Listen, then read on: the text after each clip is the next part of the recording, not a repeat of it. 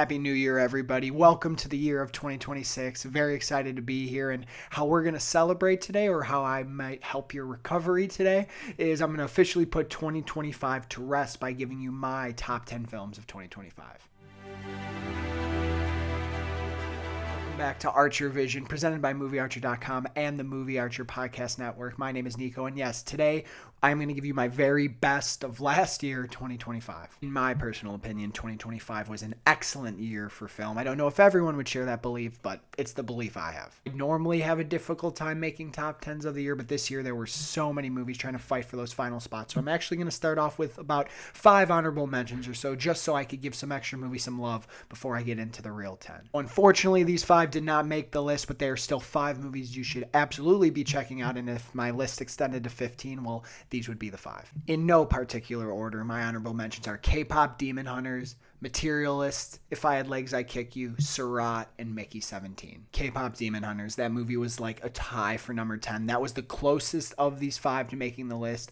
I adore that movie. The soundtrack has lasted for half a year now. The music has impacted so many people's lives. Those characters have taken on new forms, and the movie is surprisingly deep and relatable for people of all ages. In the case of Materialist, Celine Song just has my number between Past Lives and this. Just incredible filmmaking from a technical standpoint, but from a character standpoint, 3 characters who would be so easy to cast judgment on and condemn, but these characters are 3 human beings that Celine Song just lets you sit with and form your own opinion and judgment. Yes, the whole class division between the characters is a bit on the nose, is a bit exaggerated, but I was moved by these performances and primarily the chemistry between Chris Evans and Dakota Johnson. Then we have Surat, which is probably one of the most subversive movies of the year. Starts off as this fun and mysterious rave that turned into one of the most terrifying final acts of a movie that you'll see this year. Incredible sound design and even better score. Mickey 17, the return of Bong Joon-ho, did not disappoint for me. Him, Robert Pattinson, Naomi Ackie delivered something very weird, very wacky, but very timely, with a really important message and a really, really fun world to be a part of. Lastly, If I Had Legs I'd Kick You, Rose Byrne, one of the performances of the year for a lot of people, the performance of the year. She carries this entire thing on her back in incredible fashion, and aside from the chaos and claustrophobic nature of the entire experience, I really related to a part of her character. She is a therapist who is trying to give answers to other people when she realizes she does not have answers herself, and she's looking for that in other places. As someone who does very similar work, that part of the film hit me like a ton of bricks, and I really, really appreciated that. Shout out to those 5, but now let's get into the real 10. At number 10, I have 28 Years Later, one of the most exhilarating cinematic experiences of the year, thanks to Danny Boyle's incredible direction and that dynamic cinematography, banger cast, incredible action, and surprisingly very moving in terms of how it explores the idea of confronting death. I feel like this film really captured that visual magic that 28 Days Later gave you, and it also tried to give you something new, and at the heart of this, it really is a mother-son story. It also tries to give some more context to the world and expand it, and really sets the stage for a really interesting new avenue of storytelling in this 28 Days Later franchise. And number 9, I have Twinless, a movie I hope people saw. I feel like not a lot of people saw it. I saw this at Chicago Critics Fest. Great direction and screenplay by James Sweeney here, but an even more impressive career best performance from Dylan O'Brien. This movie gives a very important lens into the twin experience, and when a twin loses their other half, it does feel like a part of them dies, and this idea of how loss comes into play, and can that void be filled? Is there a connection that could satisfy that in any way? It's another movie that tries to deal with deeply flawed characters in a non-judgmental way, and for as heavy and sad as this movie could be, it's absolutely hilarious, and Sweeney shows some really nice flair behind the camera as well. And number 8, I have The Secret Agent, my first international movie on this list. There's going to be a couple more as well, and one on the honorable mentions. What a special year in the international category. A very careful, very intentionally paced movie with an incredible performance from Wagner Moura as someone who I really hope ends up being in contention to win the Oscar here, because the performance in this film is everything. The way the film captures Brazil and the cultural aspect of it, so bright, there's so much color,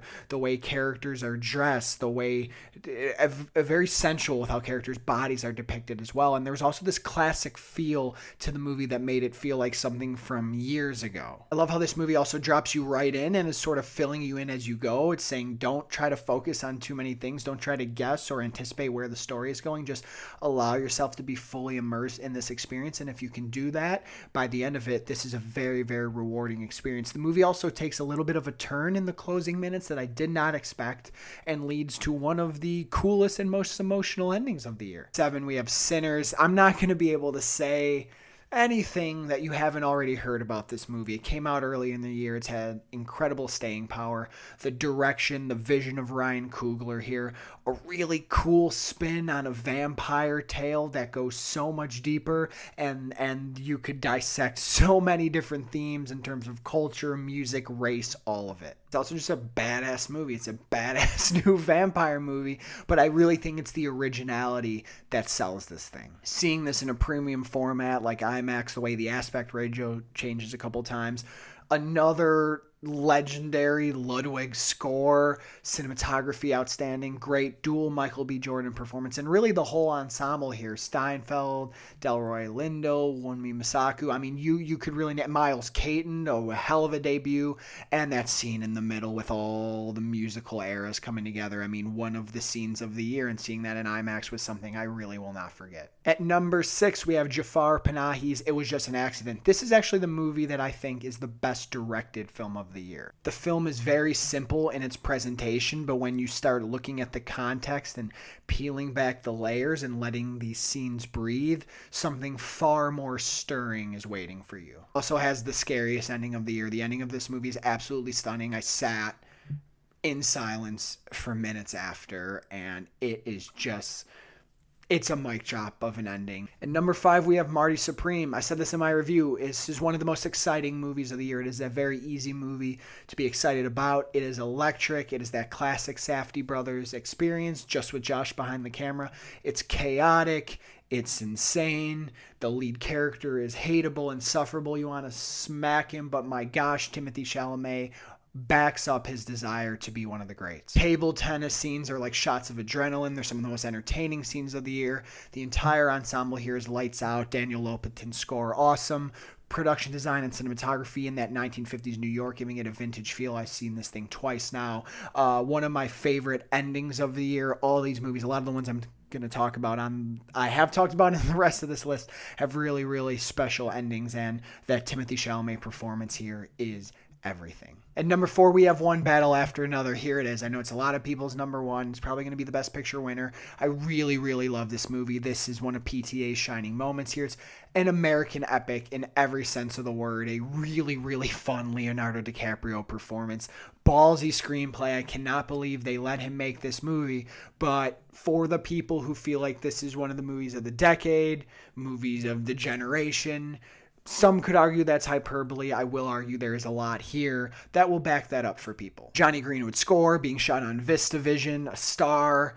Chase Infinity emerging, right? Great Teyana Taylor performance in a small dose here. Sean Penn, Benicio del Toro, who's a supporting performance that everyone is rallying behind because it's so fun. I mean, there's a lot I could say about this movie, but I'll let it sit here for now. Very special film, and PTA is going to get his flowers this year because of it, and I think it will be well deserved. Number 3, I have Sentimental Value movie I adore. I'm actually rocking my Sentimental Value crew neck today, my Sentimental Value merch. Shout out to Neon. What a special movie featuring my favorite cast of the year, my favorite ensemble of actors. These 4 are lights out and should be nominated everywhere. There's a house in this movie that almost operates like a character. It's like the historian of everything, and these performances drive everything. A story about a father trying to reconnect with his daughters in the only language he understands, and there's something so subtle, so tense about this movie. Every interaction feels like the weight of the world is on the shoulders of both characters, or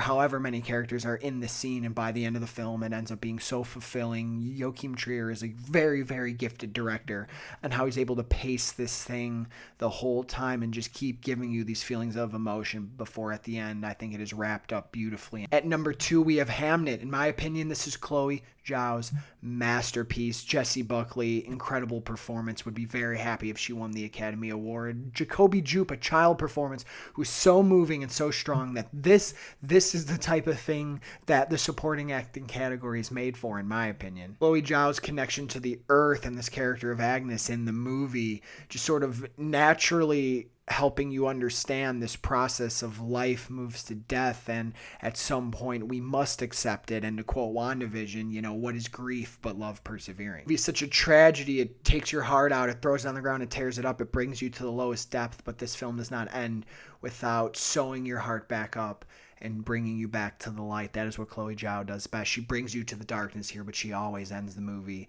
with hope, with optimism. And this movie healed a lot of things in me. I have a fear of death. I don't really accept death. It's something that bothers me. In this film, I feel like Chloe Zhao was trying to help me move on from that, and this movie really helped me do that. Incredible visuals. There's literally a scene at the beginning of the movie that looks like Agnes is in a womb under a tree. The roots are around her. It's just so connected to the earth.